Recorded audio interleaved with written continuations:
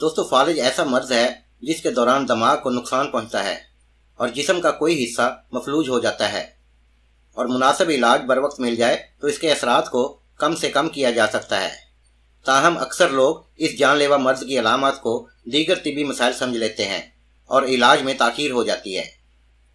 دوستو فالج کے دورے کے بعد ہر گزرتے منٹ میں آپ کا دماغ 19 لاکھ خلیات سے محروم ہو رہا ہوتا ہے، اور 1 گھنٹے تک علاج کی سہولت میسر نہ آنے کی صورت میں دماغی عمر میں 3.5 سال کی کمی ہو جاتی ہے۔ علاج ملنے میں جتنی تاخیر ہوگی اتنا ہی بولنے میں مشکلات، یادداشت سے محرومی اور رویے میں تبدیلیوں جیسے مسائل کا خطرہ بڑھ جائے گا۔ دوستو فالج کو جتنا جلد پکڑ لیا جائے اتنا ہی اس کا علاج زیادہ مؤثر طریقے سے ہو پاتا ہے اور دماغ کو ہونے والا نقصان اتنا ہی کم ہوتا ہے۔ فالج کی 2 اقسام ہیں۔ ایک میں خون کی رگیں بلاک ہو جانے کے نتیجے میں دماغ کو خون کی فراہمی میں کمی ہوتی ہے۔ دوسری قسم ایسی ہوتی ہے جس میں کسی خون کی شریان سے دماغ میں خون خارج ہونے لگتا ہے۔ ان دونوں اقسام کے فالج کی علامات یکساں ہوتی ہیں اور ہر فرد کے لیے ان سے واقفیت ضروری ہے۔ دوستو طبی ماہرین کا کہنا ہے کہ فالج کی یہ انتباہی نشانیاں اصل دورے سے 1 ہفتہ قبل ہی سامنے آنے لگتی ہیں۔ ان نشانیوں کی تفصیل ہم آپ کو آج کی اس ویڈیو میں بتائیں گے۔ دوستو فالج کی ایک نشانی یہ ہے کہ ایک ہی جگہ 2 چیزیں نظر آنا شروع ہو جاتی ہیں۔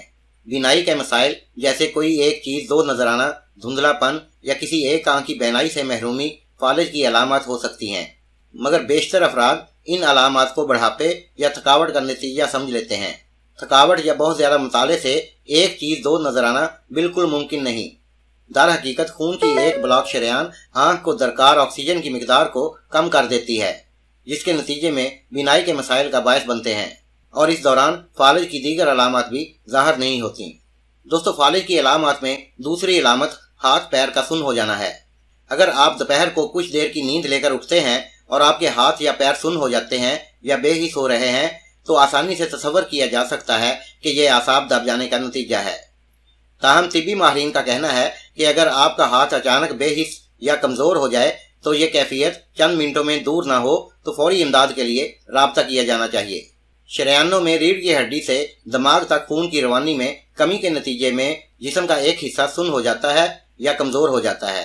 دوستو فالج کی تیسری علامت ہے بولنے میں مشکلات۔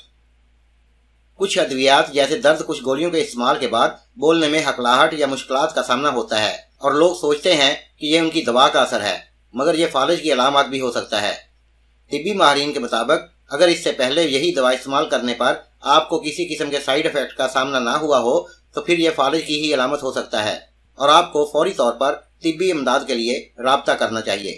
دوستو فالج کی علامات میں سے ایک اور علامت ہے سوچنے میں مشکل۔ جب لوگوں کو درست الفاظ کے انتخاب یا کسی چیز کے بارے میں پوری توجہ سے سوچنے میں مشکلات کا سامنا ہوتا ہے تو اکثر وہ اسے تھکن کا نتیجہ قرار دیتے ہیں، مگر اچانک دماغی صلاحیتوں میں کمی فالج کی علامات میں سے ایک ہے۔ طبی ماہرین کے مطابق ایک لمحے کے لیے تو سوچنے میں مشکل کا سامنا کسی بھی فرد کو ہو سکتا ہے، مگر اس کا دورانیہ اگر بڑھ جائے تو یہ باعث تشویش ہے۔